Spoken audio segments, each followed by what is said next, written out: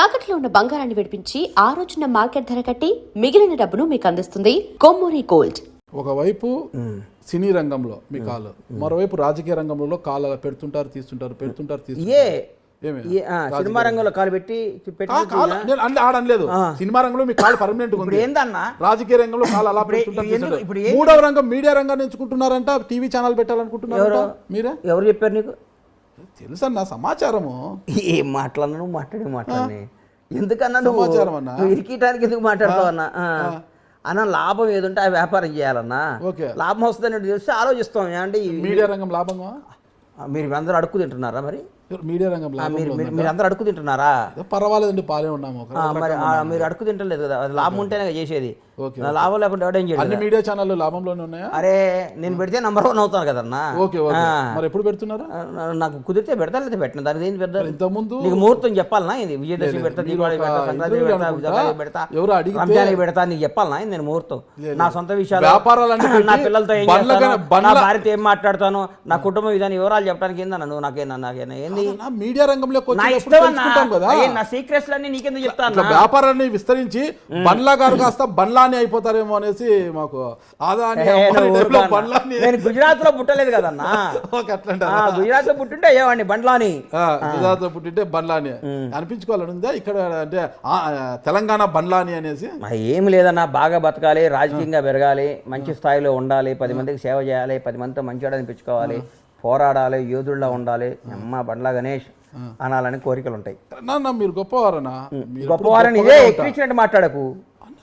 Right అంటున్నా, గొప్పవారు గొప్పగా ఉంటారు కోరుకుంటున్నా. భగవంతుడు అని నా ఆశతో బతుకుతున్నా. భగవంతుడు దయండి. నేను అనుకుని సక్సెస్ అయితే మంచి పొజిషన్కి వస్తా. మంచి పొజిషన్ అన్న. చిన్న ఇది అడుగుతున్నాను, మళ్ళీ మీరు తప్పుగా అనుకోతే, మీకు ఇష్టం లేకపోతే నేను తీసేస్తాను. అది ఒంగోలు జట్టి వెంకటేశ్వర 1,20,00,000 చెక్ బౌన్స్ ఎందుకైందన్న? చెక్ బౌన్స్ కేసు 100 ఉంటాయి అన్న. చిన్న చిన్న మొత్తాలు కూడా చెక్ బౌన్స్ అయితే రాష్ట్ర ముఖ్యమంత్రి ఆంధ్రప్రదేశ్ ముఖ్యమంత్రికి 100 కేసులు ఉన్నాయి. నాకేం ఆర్థిక కేసుల గురించి కాదు, మోసపడ్డాది, మోసపోయిన కేసులు అయి ఉంటాయి. నువ్వు చెప్పే చూడు, మోసపోయిన కేసు ఒంగోలు జట్టి వెంకటేశ్వర్లు ఉన్నాయి, పొద్దుటూరులో 30 కేసులు ఉన్నాయి. ఇవన్నీ ఆర్థిక లావాదేవీలే. కానీ బండ్లా గణేష్ మర్డర్ చేశాడు, బండ్లా ట్రెస్పాస్ చేశాడు, బండ్లా గణేష్ మోసం చేశాడు, బండ్లా గణేష్ కొడుకు గుంజుకున్నాడు, బండ్లా గణేష్ ఒక అమ్మాయి నేను చేశాడు, ఉండవు కేసులు. ఆర్థిక లావాదేవీలు, వ్యాపార తగాదాల్లో కేసులు ఉంటాయి. నిజంగా అన్నప్పుడు పోరాడి న్యాయస్థానం, పోలీస్ వ్యవస్థ ఏం చెప్తే దానికి కట్టుబడి మనం ఉండాలి. భారతదేశంలో అన్నిటికంటే అత్యంత పవర్ఫుల్ అయింది న్యాయ వ్యవస్థ, పోలీస్ వ్యవస్థ. వాళ్ళకి మనం ఎవడైనా లొంగి ఉండాలి. రాజ్యాంగమే, రాజ్యాంగం తర్వాత అన్న ఈడేం తప్పు మాట్లాడతాం, ఇలా కూర్చొని ఇట్టు ఒప్పాక రాజ్యాంగం మాకు తెలియదు. ఆ రాజ్యాంగం అని పోలీస్ వ్యవస్థని, న్యాయ వ్యవస్థని గౌరవించాలన్నా వాళ్ళ పరిధిలోనే వాళ్ళు తీర్పు చెప్తారు. నేను మిమ్మల్ని తప్పుగా అనలేదు, నువ్వు తప్పే అంటావు. ఇలాంటి చిన్న చిన్న దానిలో కూడా చెక్ బౌన్స్ వస్తే అన్నకు ఆర్థిక, అంటే సిబిల్ రిపోర్ట్ దెబ్బతినడము, ఆర్థికంగా అన్నకు చెడ్డ పేరు కదా. అరే బండ్ల గణేష్ గారు ఏంటి 1,20,00,000 చెక్ బౌన్స్ అని ఒక చర్చ అనేది వచ్చింది. 1,20,00,000 ఆర్థిక సిబిల్ రేట్ దెబ్బతింటదని ఈయనోడు కూడా చెక్ కేసేస్తే దాన్ని పోయి కట్టమంటావా? అది క్లారిటీ నేను కట్టమంటావా అంటున్నా. జరిగింది అనేది క్లారిటీ ఇస్తే బాగుంటుంది. మనం ఏదో వ్యాపారంలో చెక్లు ఇస్తాం, వాడు ఎక్కడో తీసుకుపోయి దూరం అయితే ఒంగోలు అయితే బాగుంటుందో, ఇంకోటి పొద్దుట బాగుంటుందని వేస్తారు. దానికి మనం పోయి న్యాయం కోసం ఫైట్ చేయాలన్నా. వాడు ఒకరికి భయపడి ఎందుకు 1,20,00,000 ఎందుకు బౌన్స్ అయింది? మీరు ఏదో ల్యాండ్ విషయంలో చెక్కులు ఇచ్చుకున్నాం, బౌన్స్ గా ఎంటీ చెక్ ఉంటే రాసుకొని వేసారు. ₹1,20,000, 1,20,000 పెంచకు, ₹1,20,000 20,00,000 నీకు ఇస్తా అన్నాడు. ఇందడున్నా నాకేం లేదు. నాకు 1,20,000 నాకు 20,00,000 ఇచ్చేవాళ్ళు. బండ్లన్నా ఇంతవరకు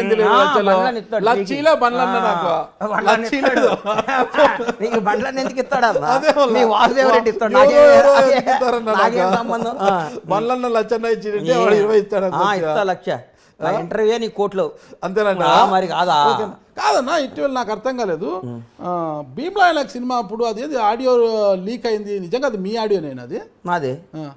త్రివిక్రమ్ ప్లాన్ చేసి మీదేనా? ఎందుకు అలా చేశారు? అసలుకి ఏదో కోపం వచ్చింది అన్నాను. తర్వాత ఓకే మళ్ళీ అరసండి అందరూ ఆడే ఉంటానేనని పిలవని పేరంటానికి వెళ్ళి అక్కడ నక్కి ఉండడం ఎందుకు?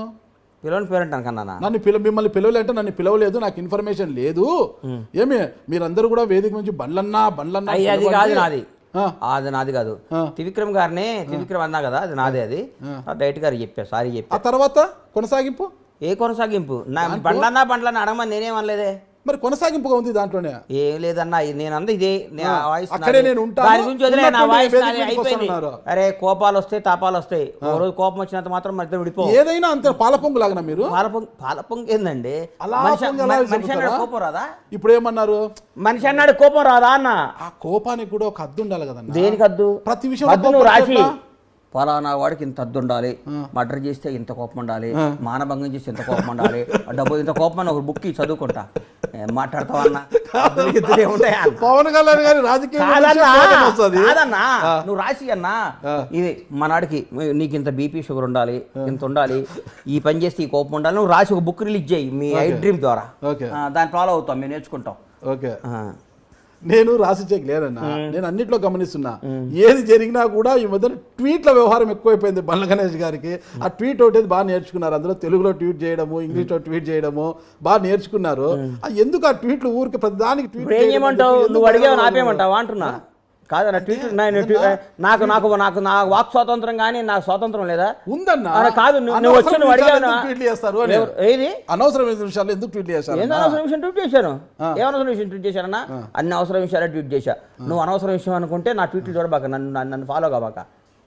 నీకు నచ్చకపోతే నువ్వు ఫాలో కాబాక. నేను నీకు నచ్చకపోతే నువ్వు నన్ను ఫాలో కాబాక.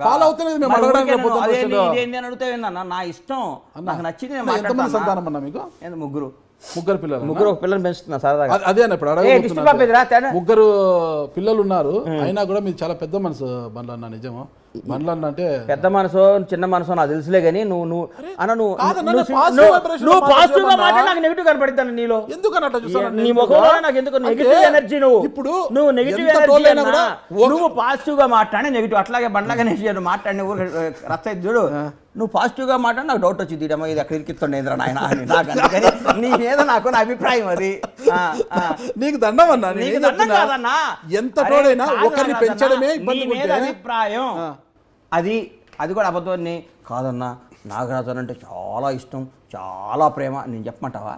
నీ దగ్గర కూడా అబద్ధం అడి ఏందన్నా, నేను నా మనసులో నిజాలే మాట్లాడతాను. ఏంటంటే ఎంత టోళ్ళకైనా ఒకరిని పెంచడం కష్టం. అంటే మీకు ముగ్గురు పిల్లలు ఉన్నాయి, ఇంకొకరిని మీరు దత్త తీసుకున్నారు అంటే ఎంత గొప్ప మనసు మీది. అసలు పిల్ల ఎక్కడో నేపాల్లో పుట్టి ఇక్కడికి వచ్చింది. అదే 2 నెలల పిల్ల ఊరికే ఉంటుంది. ఇప్పుడు నా ఎలా వచ్చింది ఇక్కడికి? వాళ్ళ అమ్మ నాయన మా దగ్గర పని చేస్తారు. ఓకే, ఒక రోజు పోతుంటే పాపం నైట్ పైకి కింద విపరీతంగా ఏడుస్తుంది ఆ పిల్ల. ఏడుస్తుంటే పైకి పోయినాక మా భార్యతో ఆ పిల్లోడు కూడా తెలియదు అప్పటి వరకు నాకు. ఏడుస్తుంది వాళ్ళ పిల్లోడు ఎవరంటే, రెండోది పిల్ల వాళ్ళ మదర్ పాలు సరిపోవట్లేదంట అంది మా ఆవిడ. సరిపోవట్లేదంటే తీసుకున్నాం. ఆ రోజు ఎత్తుకున్నాం, ఈ రోజు వరకు సంఖ్య దింపలేదు ఇంకా. ఇప్పుడు కొందరు కుక్కల్ని పెంచడం, కొందరు పక్షుల్ని పెంచడం నా మాట హాబీ. ఒక పసిపిల్ల, ఆ పిల్ల తప్పండి, గొప్ప గుణము అంటున్నది, చాలా గొప్ప గుణం అది. గొప్ప గుణమో అవన్నీ నాకు చెప్పకన్నా, నాకు నచ్చింది. బంగారు రావే దాతల్లి, టిష్యూ పేపర్ ఇరా. ఇగో నమస్తే పెట్టు. హలోను ఇగో ఇదంతా అమెరికా డ్రెస్లో నువ్వు. ఓకే, ఇండియా వాడది ఇది మాది. ఓకే, ఏం పేరు పెట్టావన్నా? నీ పేరేందమ్మా? నీ పేరేందిరా? అచ్చుడు తుడుచుకో. నీ పేరేంటి చిట్టి? బుజ్జి చెప్పున్నా. నీ పేరేందమ్మా? నీ పేరేంది? నీ పేరేం తల్లి? నాన్నకు ముద్దు పెట్టు. పెట్టవా? పెట్టవా? నాన్నకు ముద్దు పెట్టవా? ఆయన బూచాడమ్మో, నాగరాజు అని పెద్ద బూచాడు. నువ్వు బూచాడమ్మా. అమ్మో నిజంగా ఎందుకో తప్పుగా అనుకుంటారు, కానీ చాలా గొప్ప మనసు. వాళ్ళ తల్లిదండ్రులు మీరు తీసుకొని ఆ రోజు పాల కోసం ఏడుస్తున్న బిడ్డను తీసుకొని ఈ రోజు వరకు చంక దింపకుండా మా దగ్గర తీసుకోపో, అమ్మలో తీసుకోపో, ఇట్రా అజుడు నాన్న బాబు తీసుకొని పో. ఓకే అజుడు.